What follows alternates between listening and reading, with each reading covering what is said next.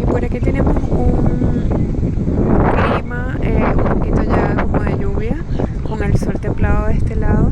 Ahí lo tienen, lo pueden percibir, lo pueden contemplar. Qué precioso, ¿verdad?